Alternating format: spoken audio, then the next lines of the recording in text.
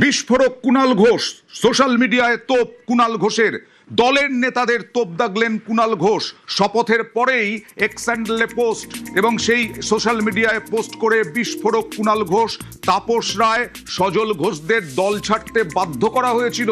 কথা বলবো প্রতিনিধি আবিরের সঙ্গে। আর কি লিখলেন, কি বলছেন?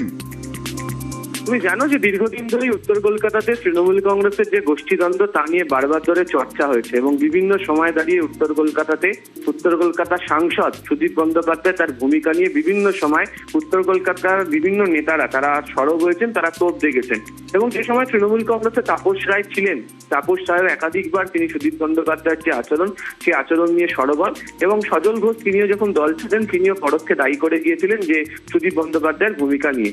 এদিনকে শপথ গ্রহণ পর্বের পর শপথ গ্রহণের যে ছবি যেটি এক্স হ্যান্ডেলে পোস্ট করেছেন কুণাল ঘোষ, সেখানে হচ্ছে প্রোটেম স্পিকার হিসাবে শপথ বাক্য পাঠ করাচ্ছেন হচ্ছে তাপস রায় কুণাল ঘোষকে। এদিনকে সেই প্রসঙ্গের কথা উল্লেখ করে কুণাল ঘোষ তিনি উল্লেখ করেছেন, যার বা যাদের জন্য তাপস দা, সজলরা আরো অনেকে দল ছেড়েছে, দলের ক্ষতি হয়েছে, তারপরেও একই রকম হোয়াটসঅ্যাপ কাঁদুনি পলিটিক্স করে স্বজন পোষণ চলছে, সেটা খুবই আপত্তির এবং উদ্বেগের। এভাবে চললে কর্মীরা ধৈর্য হারাচ্ছেন। তৃণমূলকে চাঙ্গা করার লড়াইতে আত্মবিশ্লেষণটাও জরুরি।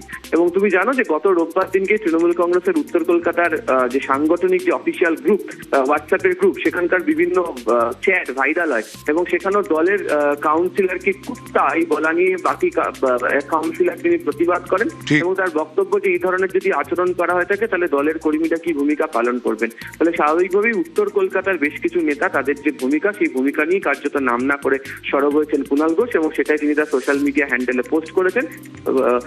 নিয়ম অনুযায়ী প্রোটেম স্পিকারই শপথ বাক্য পাঠ করান এবং দেখতে পাওয়া যাচ্ছে কাকতালীয়ভাবে তাপস রায় সেই প্রোটেম স্পিকার, যে তাপস রায় একটা সময় তৃণমূল কংগ্রেস করতেন, তার এবং সজল ঘোষের দল ছাড়ার প্রসঙ্গ উত্থাপন করে এদিনকে তোপ দেখেছেন কুণাল ঘোষ, বেলেঘাটার বিধায়ক।